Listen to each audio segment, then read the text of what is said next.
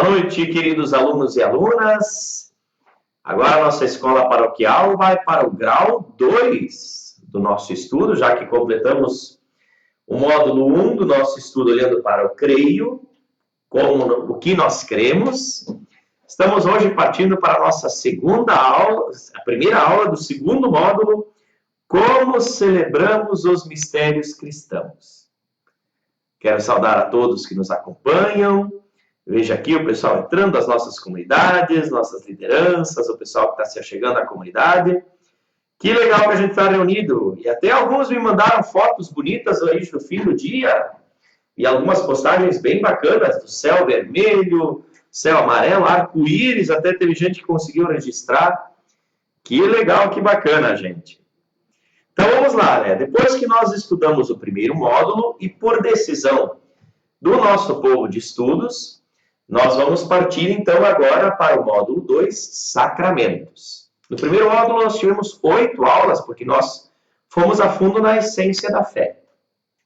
O estudo dos sacramentos vai ser mais curto, então nós vamos ter que nos aplicar mais e cuidar para não perder nenhuma aula, porque provavelmente em 6 aulas nós vamos fazer todo o percurso de um olhar breve, mas um olhar focal sobre os sacramentos e como celebramos os mistérios cristãos. Então, já convido vocês para abrirem a página 100 para olharem um pouquinho como é que vai ser o nosso percurso, onde nós vamos fazer o nosso estudo. Por que nós celebramos, né? O que são os mistérios sagrados? É a introdução para nós podermos começar a olhar para o valor dos sacramentos.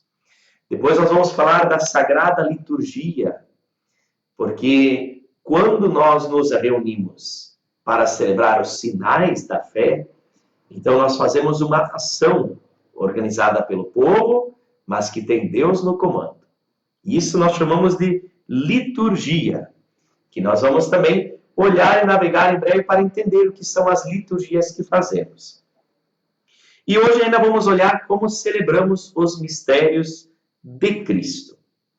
E aí na próxima aula nós já vamos mergulhar no estudo dos 7 sacramentos da igreja, divididos em 3 grandes grupos: os sacramentos da iniciação, os sacramentos de cura e os sacramentos de comunhão e de envio. Por fim, o nosso Yucat, que também traz presente o catecismo, ele vai dar uma olhada sobre outras celebrações cristãs, que não vai deixar de ser bem interessante de nós olharmos. Sacramentais, bênçãos, encomendações, momentos propícios que nós não colocamos dentro dos 7 sacramentos, mas que nos permitem, na celebração, nos aproximar de Deus. Então vamos lá, página 102, gente. Vamos para o conceito de liturgia. Liturgia significa, de acordo com a etimologia grega, uma ação pública, um serviço, obra do povo para o povo. Vejam que legal isso aqui. A gente quase poderia dizer que a liturgia é uma política. E agora vocês vão dizer assim, padre, está misturando as coisas, né? Mas o termo política significa cuidar daquilo que é comum, cuidar do todo, da polis. E liturgia significa, é uma ação, né? Se vocês olharem o termo urgia, siderurgia, ação sobre o ferro. Cirurgia, ação de cortar. Liturgia, ação do povo. Lit vem de laos. Ação do povo em favor do povo. Então, uma ação que deve ter a participação de todas as pessoas, mas que também os favorecidos vão ser as próprias pessoas. Por isso, liturgia. Nas tradições cristãs, a liturgia significa que o povo de Deus participa na ação de Deus. Quem faz a liturgia? Quem faz esta ação do povo para o povo é Deus. E nós participamos. E o cerne das celebrações litúrgicas é a Santa Eucaristia. Mas aí lembramos também outros sacramentos e também a liturgia das horas, as devoções, as bênçãos e as procissões. Então, com a introdução colocada aqui, né, aqui se fala um termo na introdução que se chama liturgia também de serviço divino. Quem vai para a Alemanha e vai perguntar lá como é que se chama a missa, aqui a gente diz de Messe. Na Alemanha eles falam em Gottesdienst, serviço divino, serviço de Deus. Quem quer participar da celebração no fim de semana? Quem quer participar do Gottesdienst? É uma expressão muito bonita, que fala também da essência daquilo que nós vamos estudar agora. A celebração da fé. Primeira sessão. Deus age em nós através de sinais sagrados. Por que celebra a igreja a liturgia frequentemente? É porque era uma dinâmica já do povo de Israel, do qual Jesus fez parte. Vejam, eu sempre comentei com vocês já nas nossas primeiras aulas. Tudo depende da maneira como nós vemos Cristo e nós vemos a igreja. Se nós nos reportamos ao Cristo encarnado, nós vemos que ele era um judeu. E vejam lá, o povo de Israel interrompia o trabalho para louvar a Deus 7 vezes ao dia. Isso nós vemos hoje ainda em muitos conventos que respeitam as horas canônicas, os mosteiros, as abadias, as cartuchas, que são os lugares onde as pessoas vivem e param todo o ritmo de vida do dia para celebrar a fé. Para naquele instante recordar que tudo aquilo que nós estamos fazendo no cotidiano tem iluminação divina. É no serviço a Deus que todos os outros serviços recebem a sua dignidade, a sua importância. Então, nós também temos ritmo nas nossas liturgias. E cada celebração litúrgica é como um ponto de encontro de amor que Deus escreve na nossa agenda. Que frase para a gente sublinhar, gente.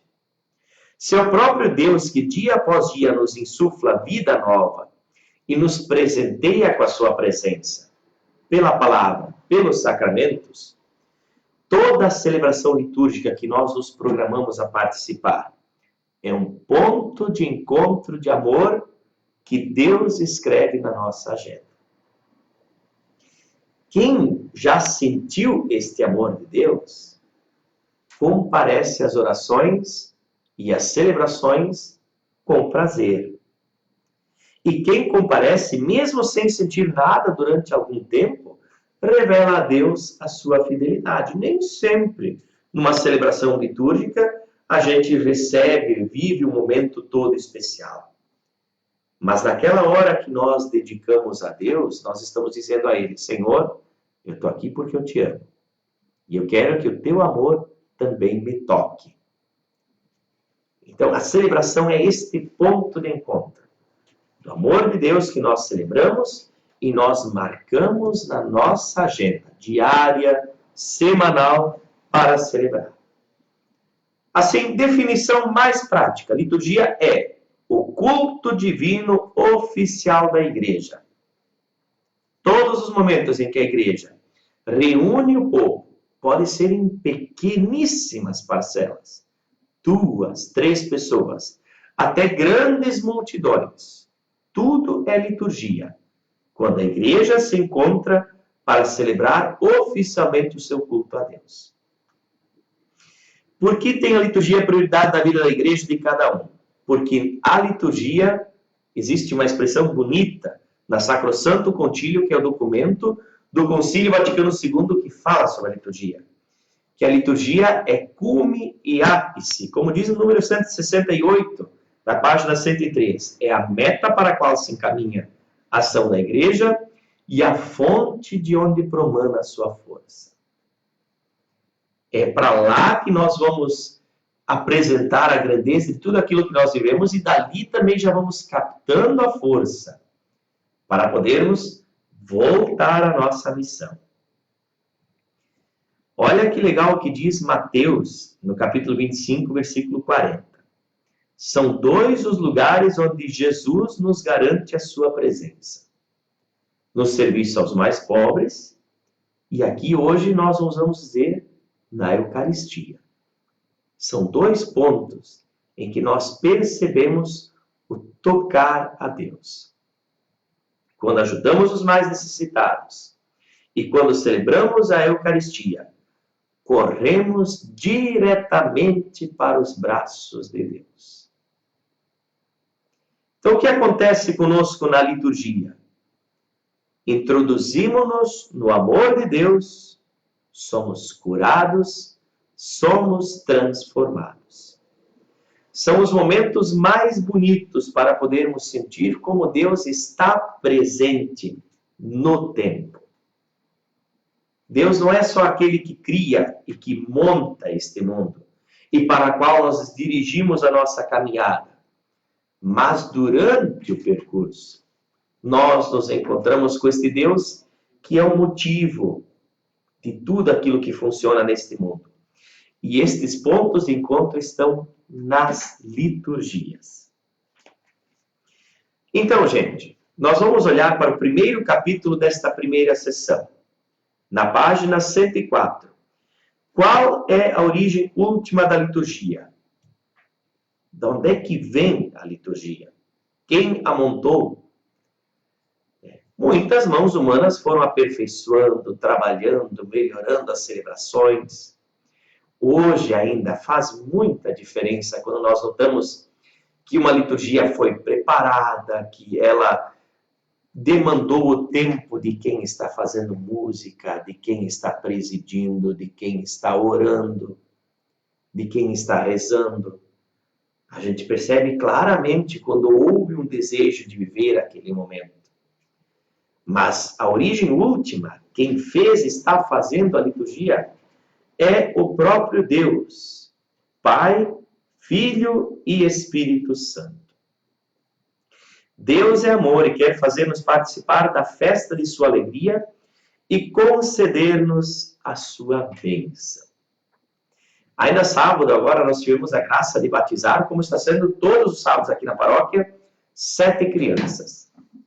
E tem um momento do batizado, que a gente está fazendo as orações, pedindo o batizado, em que a gente faz 4 tipos de orações. As preces, o Pai Nosso, a intercessão de todos os santos e, por fim, antes de começarmos os ritos do batismo, dentro da celebração do batizado, a gente faz um exorcismo. E a gente vê o que é no popular o exorcismo, como as pessoas têm medo. Quando o padre fala em exorcismo, todo mundo abre o olho, meu Deus do céu. O que as nossas crianças agora vão sofrer? Mas aí o padre pede para os pais, dentro do rito, impor as mãos sobre as crianças. E nós fazemos uma oração que é desejar o bem e livrar do mal. Um exorcismo. Um exorcismo é uma oração de livramento. E uma oração de bênção. E olha a definição de bênção, gente, que vocês podem sublinhar. Página 104. Bênção vem do latim benedicere, achar bem, aprovar. A bênção é o bem que vem de Deus. É uma atitude divina que despende e guarda a vida.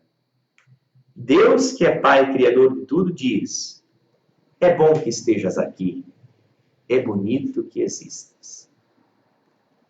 Numa hora de bênção, como aqui na sala que nós estamos transmitindo esse momento, hoje nós espalhamos diversas bênçãos. Encontros marcados, de conversa, de orientação. Todas as vezes terminamos a orientação com uma bênção. Para que a pessoa se sinta querida por Deus. É um gesto muito simples, mas que a igreja guarda com muito carinho. Dar a bênção. Padre Lucas presidiu agora a missa com bênção da saúde. Desejar às pessoas a este bem e rezar este bem de Deus, invocar o bem de Deus, que também é saúde, é bem-estar corporal, que sem dúvida também ajuda na elevação da alma. Então, a origem última da liturgia é invocar a bênção divina, é celebrar esta bênção, é nós não nos perdermos na ideia de que Deus não nos acompanha. Deus sempre nos acompanha. Por isso, no número 171 se pergunta o que é essencial na liturgia. Essencial na liturgia, né, é a comunhão com Jesus Cristo. Porque Jesus Cristo celebra conosco a passagem da morte à vida, abrindo a vida para nós. Se nós vamos pensar bem, por que fazemos liturgia? É porque quando nós celebramos os mistérios de Jesus Cristo, nós vamos entender novamente, mergulhar nesta missão que Jesus assumiu para si neste mundo. O povo judeu achava que Jesus, se apresentando como Messias, ia libertar as pessoas do Império Romano, como Moisés libertou a Israel do Faraó e do Egito. Jesus vem nos dizer que a libertação que ele vem nos trazer é muito mais profunda. Ele vem nos dar vida e nos liberta da morte. E nós vamos celebrar em todas as liturgias esta libertação da morte, que é o pior mal que aparece em toda a vida. A morte é a que abrevia a vida. E só quase tão ruim como a morte é o pecado, porque faz-nos experimentar a morte da alma. Por isso, a liturgia justamente vem nos dar este suporte. Toda vez que nós celebramos em comunidade os mistérios de Cristo, nós estamos celebrando a vida que vence a morte. Estamos celebrando a graça que vence o pecado. São definições que parecem um pouco ainda abstratas. Imagina, você está dizendo, padre, ainda está falando difícil. Nós precisamos entender estes conceitos para mergulhar depois na prática da liturgia. Especialmente os sacramentos que são 7. Vocês lembram? Batismo, confirmação, Eucaristia, unção dos enfermos e reconciliação, ordem e matrimônio. Nos 7 sacramentos nós celebramos a vida que vence a morte. A graça de Deus que superabunda neste mundo, que é plenamente abundante e faz a gente vencer o mal, faz a gente vencer o pecado. Para que precisamos nós de sacramentos? Número 173. Aqui tem uma palavra que eu quero que vocês encontrem ali num texto grifado que significa além. Precisamos dos sacramentos para crescermos para além desta nossa vida humana. Sublinhe esta palavra, além. Porque muitas pessoas estão vivendo esta vida como se só existisse isto que nós vemos. A liturgia transporta a nossa vida para o além. Esta vida humana, pequena, simples do dia a dia, através de Jesus e como Jesus, Filho de Deus, nos traz liberdade e nos eleva, nos conduz para a glória. Nós vemos depois da explicação, no início da página 106, como é que a gente sente isso em cada sacramento. No batismo, passamos de ameaçados filhos humanos a protegidos filhos de Deus. Através da confirmação, passamos de pessoas que procuram a pessoas decididas. Por isso que nós confirmamos as pessoas quando começam a idade da razão, hoje não com menos de 12 anos. Mediante a confissão, nós passamos de culpados a reconciliados. Pela Eucaristia, passamos de famintos a pão para os outros. No matrimônio e na ordem, passamos de individualistas a servos do amor. Através da unção dos enfermos, passamos de desesperados a pessoas confiantes. Em todos os sacramentos, o sacramento é o próprio Cristo.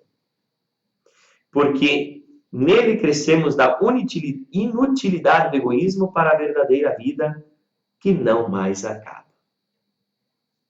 Jesus Cristo é o próprio sacramento. E voltando na página 105, então podemos perceber que sacramento é um sinal visível de uma realidade invisível, mediante os quais os cristãos podem experimentar a presença de Deus em todos estes momentos essenciais da vida humana. Me lembro aqui de uma definição de um padre, amigo meu, ele dizia assim: onde é que o padre trabalha? Às vezes as pessoas perguntam assim, né? Onde é que o padre tem que estar? E ele dizia: o padre, por ser o homem dos sacramentos, ele deve estar onde a vida está acontecendo. Lá onde a vida acontece, pode ser no início, na sua geração. Lá onde a vida padece, precisa de reconciliação, precisa de ânimo para a hora da passagem. Lá onde a vida se abraça, se abre ao amor e abraça o desejo de servir aos demais, lá o padre deve estar. Lá vai estar acontecendo uma liturgia. E o próprio Cristo é este sinal, em todos eles lembrados de como a nossa vida pede mais. Por que razão não basta a fé em Jesus Cristo?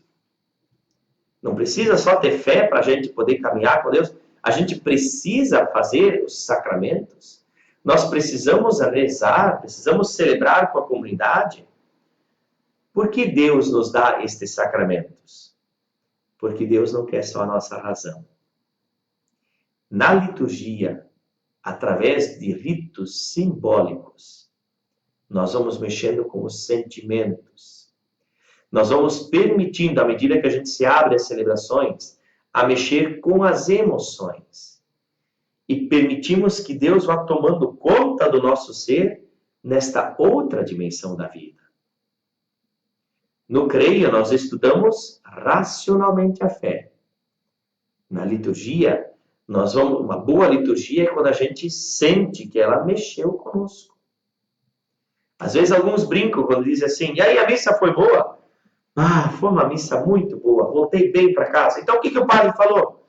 Puxa vida, já nem sei mais, né, Padre Lucas? Já nem sei mais. Não quer dizer que a pessoa não aproveitou a missa. Porque a missa não é puro intelecto. A missa faz a gente se transportar a um outro jeito de viver a vida. Ela mexe com as emoções, ela eleva, ela nos conduz para o além. Para lá ela deve nos levar. Não só a missa, mas toda a liturgia.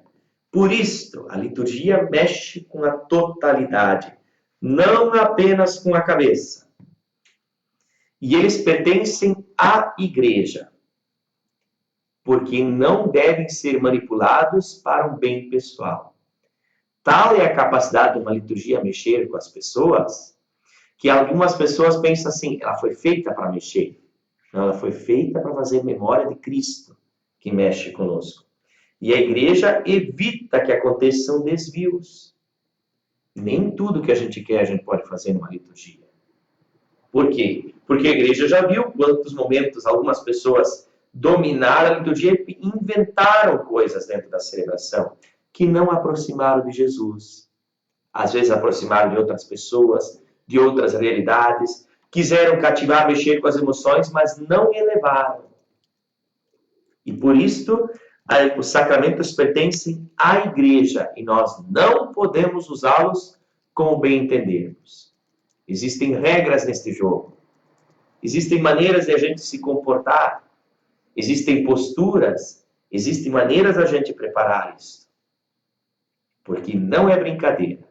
Pertence à igreja e a igreja salvaguarda esta questão de poder fazer bem feito, porque depois de 2000 anos de história, a gente já aprendeu muito como aproximar de Deus e também como afastar de Deus.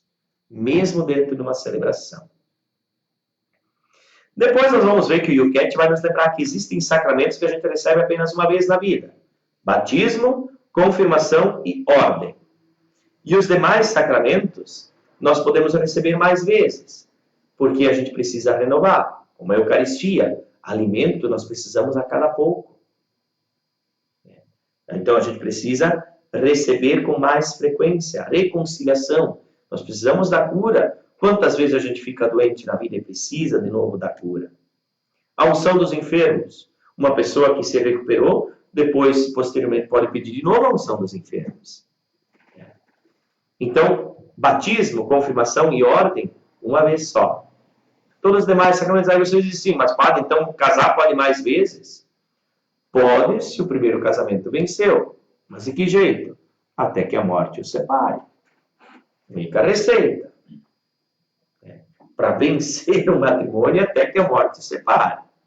Enquanto não houve morte de algum dos dois, que juntos se colocaram a serviço do amor e das pessoas, não tem como celebrar a segunda vez.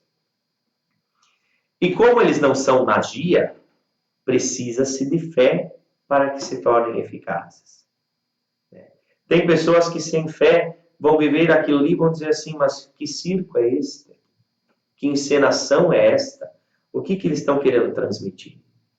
Só as pessoas que têm fé conseguem mergulhar dentro das celebrações litúrgicas, se apropriar delas para poder viver intensamente tudo aquilo que elas nos conseguem transportar nos sentidos. No 178, antes de olharmos para o segundo capítulo, vem uma pergunta interessante. Fica sem efeito uma celebração sacramental presidida por um ministro indigno? Algumas pessoas aqui me perguntaram, padre, meu casamento é válido? O padre que fez o casamento, ele hoje já não é mais padre. E aí, o meu casamento valeu ou não valeu? Aqui tem uma expressão bonita, que chama em latim ex opere operato.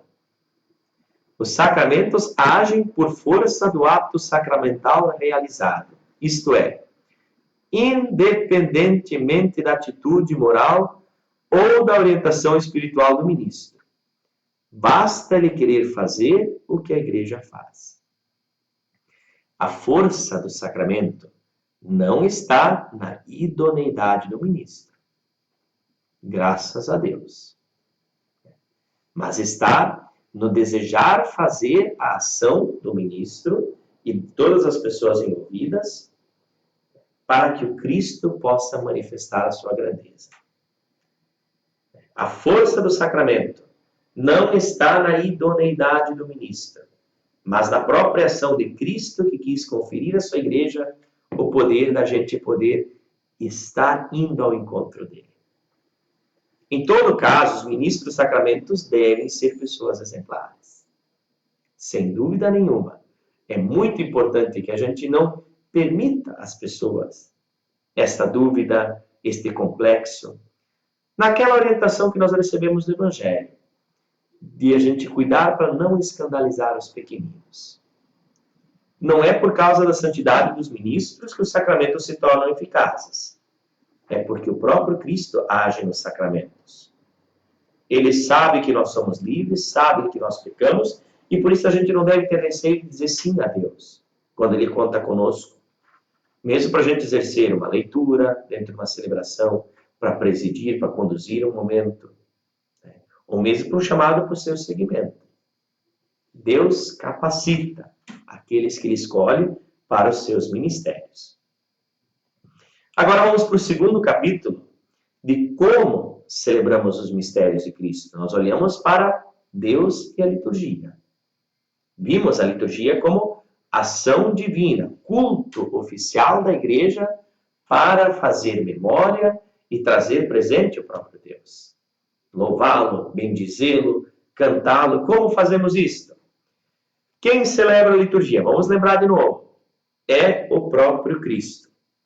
Os sacerdotes e os crentes tomam parte de diversos modos na celebração litúrgica, mas quem está agindo é o próprio Deus. E aí a gente chama de serviço divino, porque justamente é Jesus quem faz, né? Para que sem reservas nós possamos nos entregar àquele momento. Numa formação litúrgica que nós tivemos um dia, com a irmã Ione Buist, que era uma grande liturgista a nível nacional, ela dizia assim, você sabe quando é que começa uma liturgia? Quando é que está começando uma celebração? Imediatamente a gente diz, quando a gente faz, em nome do Pai, do Filho e do Espírito Santo. Ela dizia, não. Começa uma liturgia quando você se coloca no projeto de participar dela. Quando lá durante a semana tu começas a dizer em que missa eu vou no fim de semana para poder estar junto com Deus e com o povo de Deus. Ali já começa a missa. no ato de escolheres uma roupa para participar da celebração, de reservares um tempo, de organizar a tua agenda de fim de semana, naquele momento a missa já está começando. Na hora que tu estás trazendo presente as tuas preces, eu preciso ir para a missa porque eu quero rezar por estas pessoas, por esta situação, eu tenho que agradecer, eu preciso me recordar. Quando é que está começando a missa de finados que nós estamos preparando? Eu sei que muitos já estão preparando esta celebração. A liturgia já está começando. Porque assim a gente vai mostrando a Deus de que maneira nós estamos preparando este momento. E a liturgia só acontece através de sinais e símbolos. E de vez em quando, no número 181 e 182, no como celebrar o mistério, nós vamos lembrar de que através dos símbolos, nós podemos nos reportar aquelas realidades que a gente não explica. Por mais que, às vezes, também os ritos precisam de palavras. Vocês que me acompanham mais diretamente nas comunidades, vocês sabem que quando nós temos uma comunidade que é assídua nas missas de fim de semana, não é necessário nenhum comentário durante a missa. Porque as pessoas já conhecem o rito. Depois de uma acolhida que a gente faz, a gente não precisa dizer, agora sentem porque nós precisamos escutar a palavra de Deus. Não é necessário dizer. Depois que o padre faz a oração da coleta, automaticamente as pessoas já se sentam, e às vezes até com o refrão meditativo, acompanhando esse gesto de preparar o momento, nós já vamos nos preparando para assimilar a palavra de Deus que vai ser proclamada. Agora, quando uma comunidade não é assídua, quando nós temos dentro daquela comunidade que se reúne, pessoas que não têm ritmo litúrgico, então é bom que a gente possa ajudar as pessoas nos seus passos dentro da celebração, explicando um pouquinho certos momentos.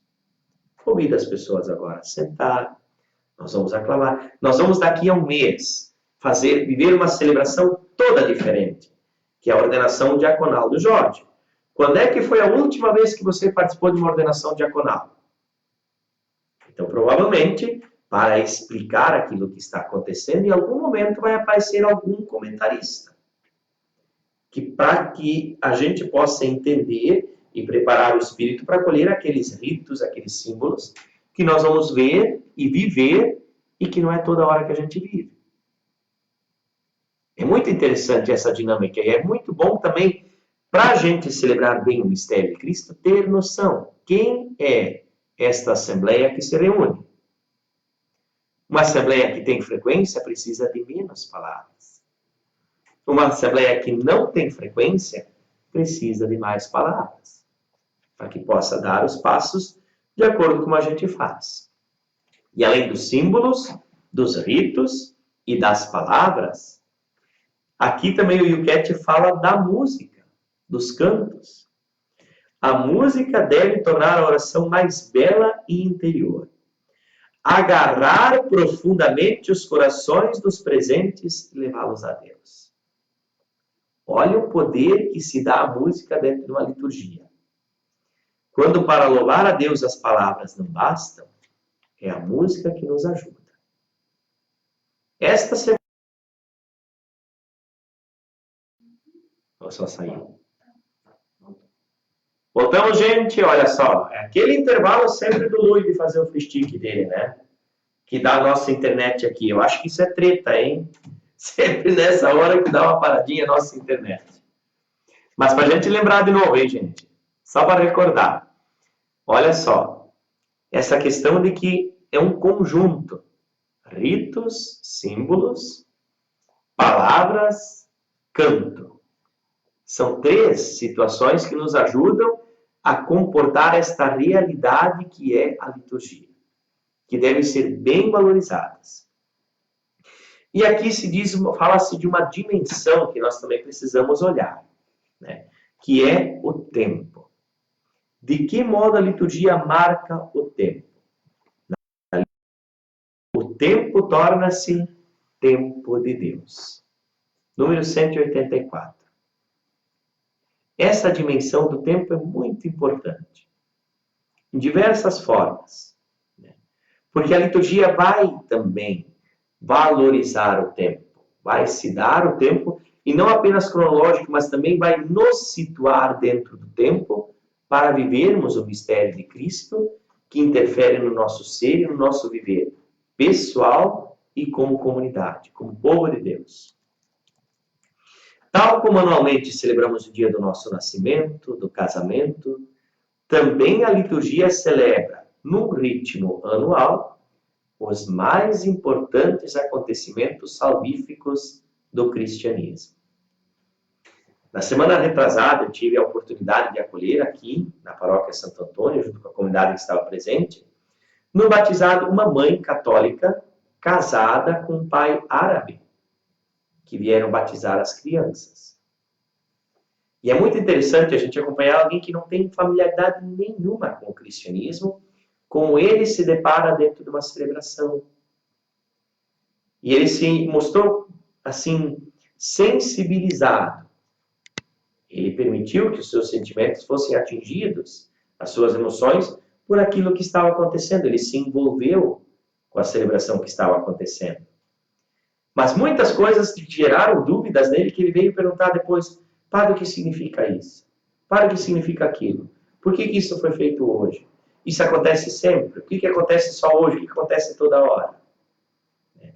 Então, o ritmo das nossas liturgias, especialmente as Eucaristias, as celebrações litúrgicas anuais, elas têm um ritmo anual para todo ano podermos atualizar aquele caminhar salvífico de Jesus Cristo na nossa vida.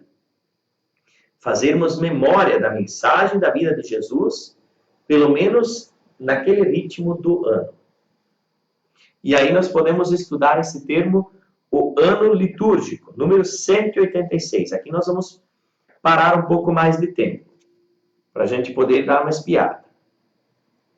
O ano litúrgico é a sobreposição do percurso do ano normal com os mistérios da vida de Cristo, desde a encarnação até o regresso glorioso. Muitos de vocês já tiveram essa aula sobre o ano litúrgico, mas é bom ter noção de como, às vezes, durante o ano nós temos momentos que vão se aproximando de um momento mais importante, como momentos que parecem que ser de uma constante. Isso faz parte da dinâmica da nossa vida, do ano também. Então, da mesma forma como nós vivemos o ano com momentos mais importantes e mais tranquilos, da mesma forma o ano litúrgico também funciona. Gostaria que vocês olhassem especialmente para esta imagem da página número 112, o ano litúrgico em análise. Se vocês olham para este círculo que aparece aqui, nós vamos ter uma pequena noção de como é que se organiza o ano litúrgico da igreja. E vocês podem notar que tem 3 grandes marcas ali em vermelho que distinguem estes momentos principais. A Páscoa, como o grande momento da vida da fé do ano, Pentecostes e o Natal. Tanto que temos um ciclo de Páscoa e um ciclo de Natal. Se vocês acompanharem ali, nós temos alguns domingos do tempo comum, em janeiro e fevereiro, e lá pelo fim de fevereiro, início de março, começa a Quaresma, que é a preparação para vivermos a Páscoa. Depois que vivemos a Páscoa, em abril e maio, começa o tempo pascal, que são 50 dias em que celebramos a vitória de Cristo sobre a morte, a ressurreição, a Páscoa dominical. Todo domingo, aliás, é importante porque lembra, como diz o número 187, uma pequena Páscoa. Mas aí nós vamos seguindo esse ciclo até Pentecostes, que marca o retorno ao tempo comum, onde nós vamos aplicar esse estilo de vida glorioso daqueles que venceram com Cristo a morte e o pecado no cotidiano. E como é que isso se aplica nas orientações que Jesus dava cotidianamente às pessoas. Então, este período vai até novembro, onde na festa de Cristo Rei nós encerramos o ano litúrgico, como vocês podem ver aí. Este está quase no fim o nosso ano litúrgico, gente. Duas grandes solenidades que estão vindo pela frente, todos os santos e fiéis defuntos, já vão nos sinalizando que nós estamos prontos para celebrar as realidades últimas da fé e depois, no Advento, começar um novo ano litúrgico, preparando a festa da encarnação, do nascimento de Jesus Cristo. Se nós temos essa dinâmica anual, e pode notar que o círculo não se fecha, porque depois nós não começamos nada, é como que uma espiral. Nós abrimos um novo círculo que vai nos fazendo crescer na caminhada. Da mesma forma, nós temos um ritmo semanal, que tem no domingo a pequena Páscoa da semana. Por isso que o domingo para nós é tão importante. Tal como era importante para o povo de Israel, o sábado, que lembrava o 7º dia da criação, lembrava e contemplava toda a ação divina que o próprio Deus descansou, para que o povo de Deus também pudesse descansar e cultivar o amor por toda a obra divina, nós fazemos no nosso sábado agora o domingo. Porque lembramos a nova criação que Jesus inaugurou com a sua ressurreição que aconteceu no domingo, no primeiro dia da semana. Então, para nós, o dia sagrado como cristãos é o domingo. É o dia que celebramos a ressurreição. É o dia que nós reunimos a comunidade para recordarmos que somos seguidores do ressuscitado e que a vida plena é que move a nossa fé. No número 188 aparece a liturgia das horas, que é a dinâmica das horas do dia que a gente reza, como a gente lembrou antes, dos 7 momentos semanais. Até trouxe junto aqui, para vocês verem, o livro de orações, que é a liturgia das horas. Carinhosamente chamado pelos padres de tijolão, mas também conhecido por breviário, onde se encontram as horas do dia em que nós somos recomendados a parar para rezar. Todas as manhãs, nós começamos o nosso dia aqui, o Jorge, o Padre Lucas e o Padre Neymar, rezando juntos a Laudes, que é a oração da manhã, lembrando do Cristo Sol Nascente, que faz a gente abraçar uma vida nova como esse dia novo, que está sendo abraçado por nós. E naquele momento nós cantamos salmos, nós rezamos, escutamos a palavra de Deus, convidamos o Senhor a fazer parte do nosso dia. E ali às 7 horas, que a gente lembra da liturgia das horas, aparece na página 111, ofício de leitura, que seria rezado na madrugada, a laudes é o louvor da manhã, a hora tércia, a hora sexta, a hora noa, as vésperas, que é o louvor ao fim da tarde, e as completas, a oração da noite.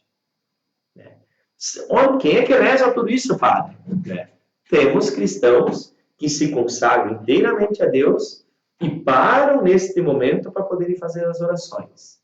Não só em favor de si, mas em favor de todo o povo. Vocês podem ver que muitas pessoas que não têm fé dizem assim, para que se consagrar a Deus? Por que tem gente que só reza e trabalha? Por que não fazem filhos? Por que não ajuda a transformar a sociedade? Porque estas pessoas que fazem do ritmo dos conventos, das abadias e dos mosteiros, o seu ritmo de vida, nos lembram que Deus é o Senhor do tempo. Deus é o Senhor da história humana. E pelo seu exemplo de consagração, às vezes a gente pode se dar conta também, deveria rezar um pouco mais. Deveria trazer Deus mais para o meu cotidiano. A vida deles de consagração para nós é um lembrete.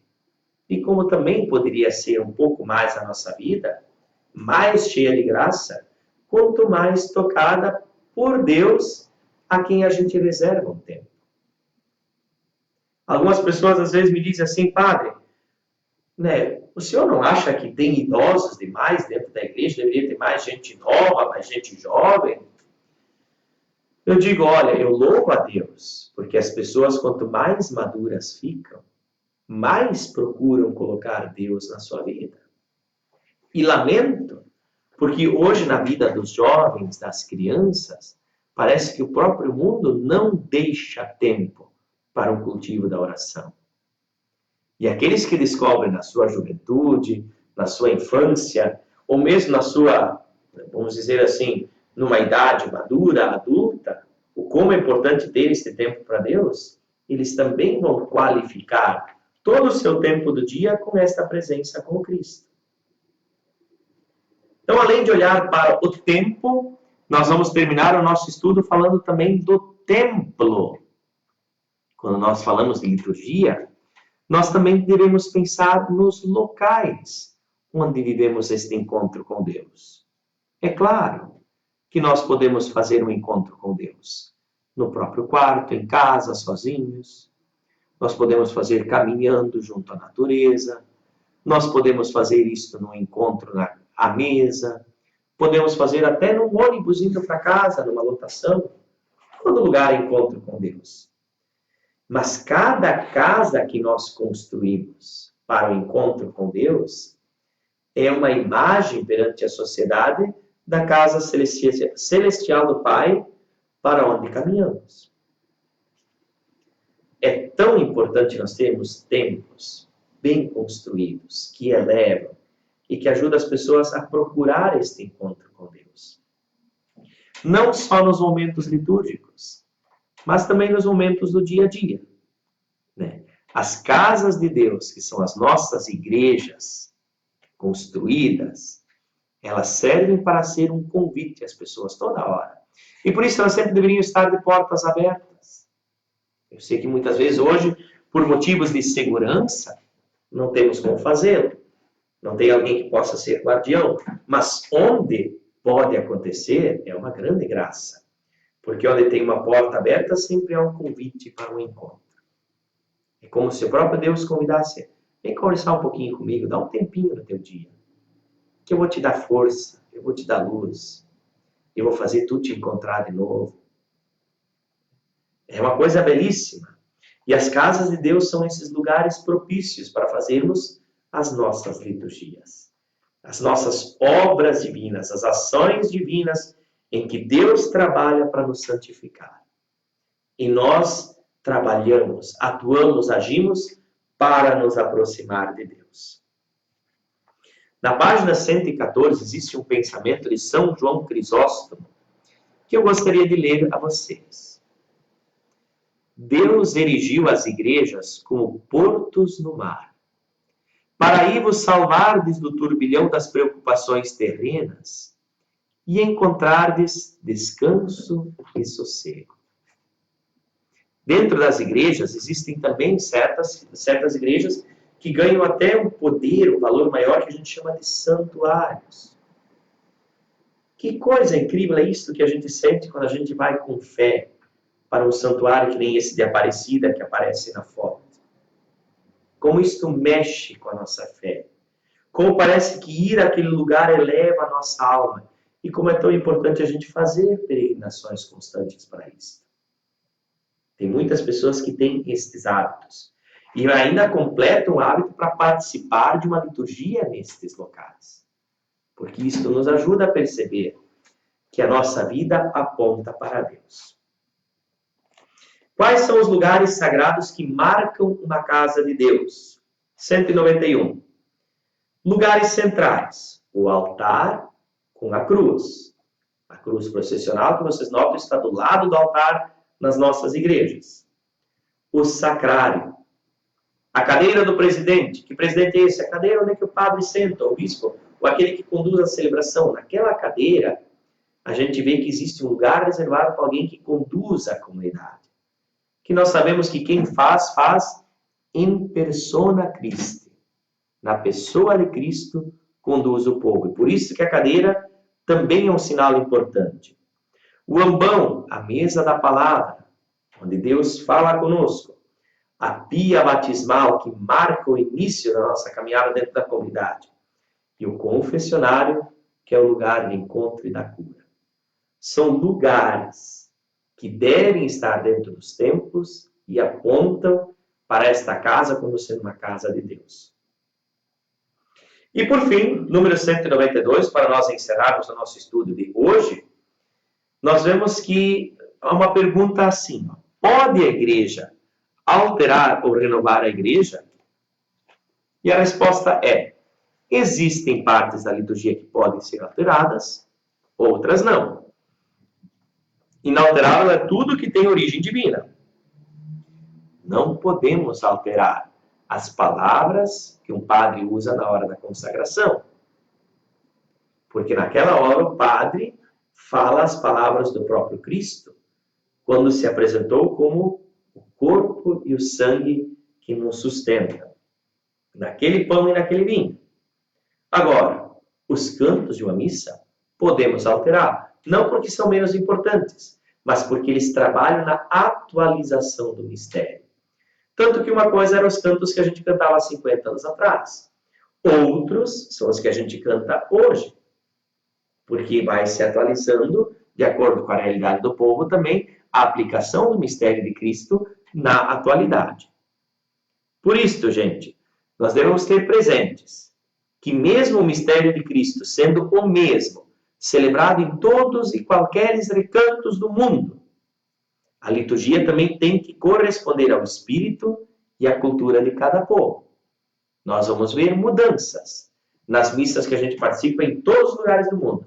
Mas também vamos ver coisas que a gente vai dizer assim, isto aqui é missa, porque é sempre este rito, sem ser a mesma coisa. Sempre deve se lembrar, é o mesmo e único serviço divino que nós celebramos na igreja, total e universal, mas também encarnado na cultura, no jeito de ser daquele povo local. Muito bem, gente, por aí que nós vamos, né, com a nossa aula introdutória sobre os sacramentos, para nós podermos depois mergulhar especialmente nos sacramentos de iniciação. Nós queremos estudar na semana que vem os sacramentos do batismo e da confirmação. Deixa eu só ver se pintou alguma pergunta aí para nós podermos conversar. Qual é a diferença de igreja e santuário? Aqui nós teríamos que dar uma estudada mais a fundo. Eu não sei todos os detalhes. Aqui eu vou ficar devendo algumas coisas para vocês. Mas o santuário tem algumas necessidades que devem estar disponíveis para o povo. Como a questão de ter uma igreja sempre aberta. Se eu não me engano, né, Padre Lucas? Deve ter um padre sempre à disposição para atender o povo. Deve ter missas diárias. Enfim, deve ter um atendimento mais qualificado para que as pessoas, em qualquer momento, possam ir lá e procurar aquilo que estão desejando. Como, por exemplo, uma possibilidade de confissão. Eu vou no santuário porque lá eu tenho certeza que vai ter alguém para me atender. Por isso que quando a gente eleva uma igreja para santuário, deve ter esse nome. Por que a igreja Santo Antônio a gente chama carinhosamente de Santuário Santo Antônio? Mas ele não foi elevado a Santuário Santo Antônio. Porque na troca do milênio, no projeto Rumo ao Novo Milênio, havia a distribuição de indulgências, de bênçãos especiais durante aquele ano santo do ano 2000 que estavam celebrando. E a Arquidiocese de Porto Alegre nomeou que toda a região pudesse indicar santuários, lugares onde as pessoas pudessem ir durante aquele ano e fazer as suas promessas, as suas orações e receber o atendimento que fosse solicitado. E como aqui a nossa paróquia sempre teve a tradição de ter 2 padres, e em geral os 2 padres, um é mais para correr, o outro é mais para permanecer, justamente para atender quem vem à procura, então aqui foi nomeado o santuário em vista das pessoas que viessem ao encontro de toda a região aqui, essa igreja, pudessem receber estas bênçãos. Então é mais ou menos isso. Capela, igreja matriz, são nomes que a gente dá para essas casas de Deus. E também repete assim a frequência com que a gente está indo ao encontro delas. Padre, o que o senhor acha sobre o casamento homossexual? Quem pergunta é o Joaquim. Tudo bem, Joaquim. Essa semana foi bastante interessante a polêmica que apareceu quando o Papa disse assim que ele defende que as pessoas homossexuais deveriam ter direito a poder receber uma união civil estável, porque isso os defenderia. E aí mostrou esse desejo do Papa de se mostrar um pai para com todos os seus filhos e filhas. E foi muito bacana. Já como um sacramento, isso vai ser difícil, né? Uma união civil estável, o Papa diz, né? Isso deveria ser disponibilizado para as pessoas homoafetivas. Tanto que o Papa não diz os homossexuais, ele diz as pessoas homoafetivas. Né? Mas também é difícil nós pensarmos no casamento como um sacramento que possa ser disponibilizado para duas pessoas do mesmo sexo, porque cabe dentro das condições do sacramento, né, que as pessoas possam estar abertas à procriação. E naturalmente isso é impossível para duas pessoas do mesmo sexo. Porque as três perguntas que condicionam o casamento, né, o padre vai perguntar, ou a pessoa que preside o casamento, é de livre e espontânea vontade que fazeis? Quer dizer, precisa a liberdade das duas pessoas. Se alguém não é livre, não pode casar. É por toda a vida que prometeis? Se não abraça o casamento por toda a vida, não tem condição de casar. Vocês estão abertos a receber os filhos que Deus os enviar, educando-os na lei de Cristo e da Igreja? Então, a questão da fecundidade é condição básica para o sacramento do matrimônio. E é por isso que é tão complicado nós pensarmos num casamento religioso de duas pessoas homoafetivas. Então, por isto, né, é que não é sacramento. Por mais que a gente defenda a possibilidade de uma constituição de uma família, porque também as pessoas homoafetivas, elas precisam de família. É muito interessante este reconhecimento que o Papa deu e que muitas pessoas ultraconservadoras têm muita dificuldade em acolher. Né? E o Papa vem nos mostrando como, com carinho também, né, se olha na igreja para todos os filhos e filhas de Deus com a mesma dignidade. Mas o sacramento deve se mergulhar mais a fundo nessa realidade. Muito bem, gente, é isso aí. Como os cristãos devem se posicionar diante das modernidades do mundo atual? Muitas das quais estão polêmicas, defendidas pelo próprio Papa. Douglas que pergunta: Douglas, eu precisaria entender quais são as modernidades que tu sugeres, porque eu não posso, assim, adivinhar quais são. Teria que poder me dizer quais são aquelas modernidades que tu sugere, né?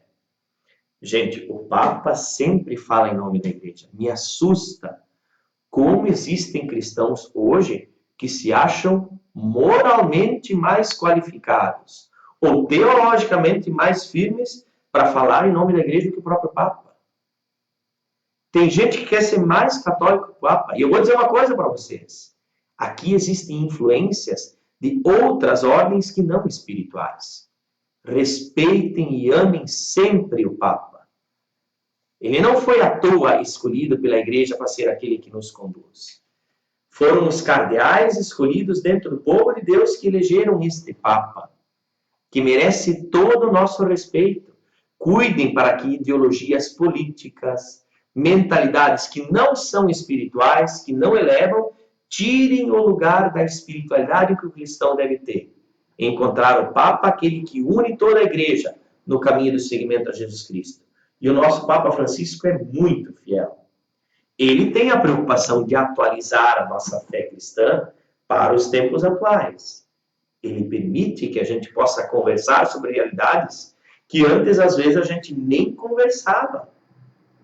Mas ele nunca falou contra qualquer verdade que a igreja coloca como verdade fundamental dentro da sua história.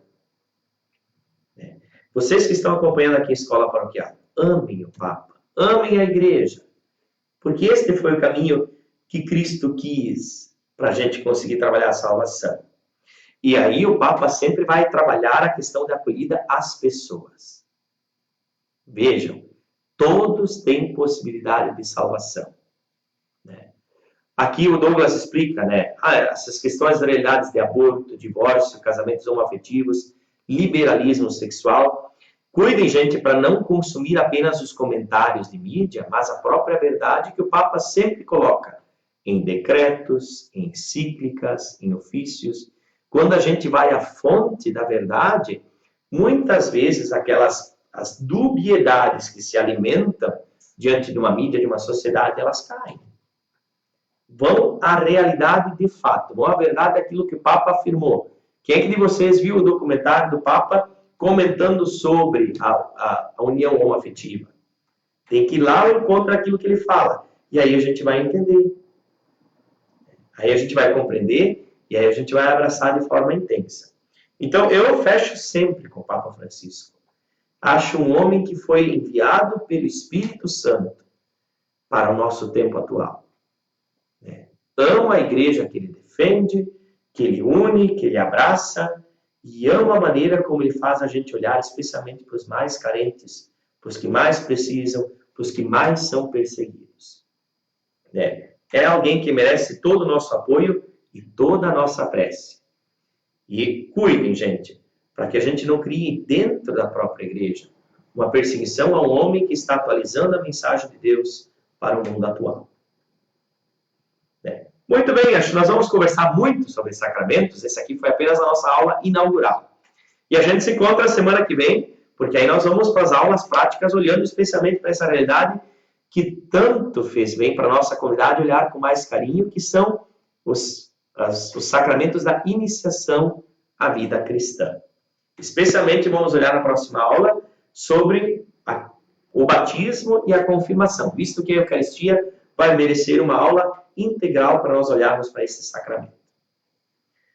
Grande abraço a todos e vou invocar a bênção, como a gente falou, porque bênção é ação divina.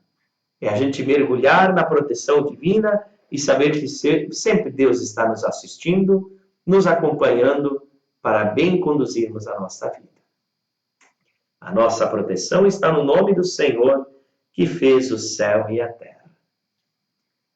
Deus de tenura e bondade, dignai-vos abençoar estes vossos filhos e filhas, que querem compreender mais da fé que já estão vivendo, para da mesma forma continuarem sendo um sinal de amor, de fraternidade e de comunhão por onde andarem. Desça e permaneça sobre todos a bênção de Deus, Pai, Filho e Espírito Santo. Amém.